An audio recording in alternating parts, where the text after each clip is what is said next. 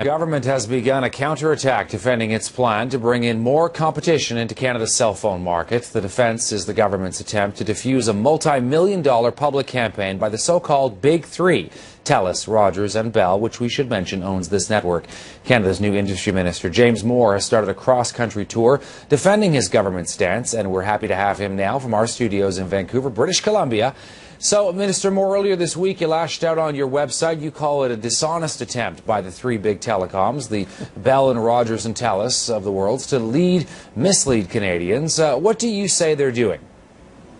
Well, I wouldn't quite say I lashed out, but I certainly said very firmly that our government policy is about putting consumers first. It always has been, and I think the coming spectrum auction, the heat that this has created, the competition that's going on out there in the media to try to dominate the debate with a certain set of assumptions about what's going forward, I think has led to a certain degree of mischaracterization. The chief among them is that the government's policy is somehow arrived at by accident. It's not true. Our government did a great deal of consultation leading up to the creation of our policy, including consultation with Canada's big three telecommunications firms, and we've arrived at a policy that, should Verizon come to Canada, it'll serve consumers well. It'll cause some challenges in the marketplace for domestics, to be sure, but if Verizon doesn't come, I think consumers will be served equally as well by the competition dynamics that we've put in place with regard to that fourth block of spectrum that would be auctioned off going forward. So our focus has been and always will continue to be the best interests of consumers, and the misinformation that I think I'm working to dispel is this sense that the government policy is one that doesn't serve Canadians. It serves Canadians incredibly well, because we've seen since 2008 and 2010 in the policies that our government has put in place that cell phone bills have gone down on average 18 to 20% across the country, and we want to see more competition in all parts of this country. You know, the counter-argument, of course, to that from the Big Three is that allowing foreign players, arguably with unfair advantages, is not an equal playing field. It's going to hurt their businesses, the Rogers and TELUS and Bell. What's your take on that?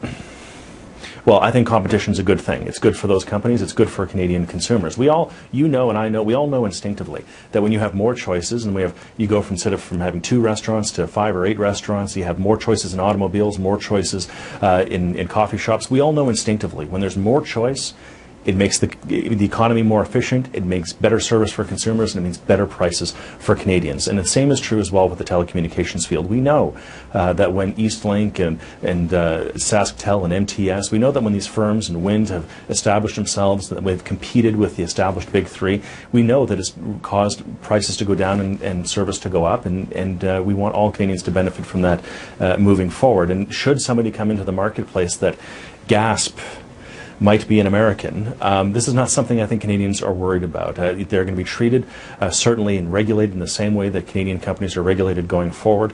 The idea of an unlevel playing field with regard to the infrastructure and tower sharing policy has been in place for a few years now.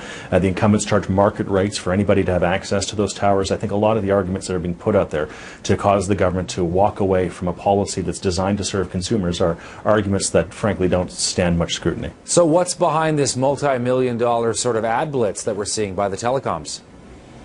Well, self-interest, and I certainly look. I have a great deal of respect for George Cope and the team at Bell, the folks at Rogers, Darren Entwistle at TELUS. I mean, these are people who are professional, smart, tough, who have led their companies to do great things, and by the way, great profits, who are doing incredibly well themselves under our government's policies and rules of liberalization. And I think they're doing a great job.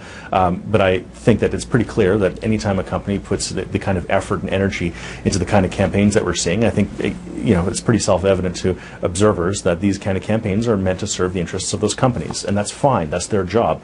It's our job as a government to counterbalance what's in the best interest of Canadian firms with also what's in the best interest of consumers, and we have a policy that I think will serve Canadian consumers very well. Whether Verizon comes or doesn't come, the spectrum auction will go forward. 700 megahertz of spectrum is coming online. It's going to be deployed across this country. Canadians are going to get better service, and now it's a competition amongst those who want to provide that service. This is a win-win for consumers. The suggestion has been made that you don't have enough experience in the industry to be knowledgeable yet about telecommunications policy. I'm interested to get your thoughts on that. Well, look, it was a bit of a jab, but that's fine. Look, I've been in cabinet for over 5 years as Minister of Heritage. I was the minister responsible for broadcast policy and minister responsible for the CRTC.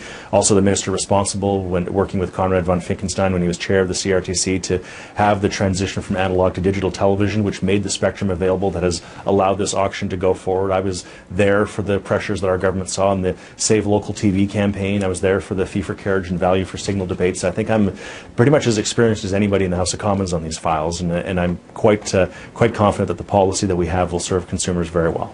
James Moore is Canada's Industry Minister, joining us from our studios in Vancouver. Thanks so much for making time for us, Minister Moore. Pleasure's mine. And we should remind our viewers once again that CTV News Channel is a division of Bell Media, which is owned by BCE.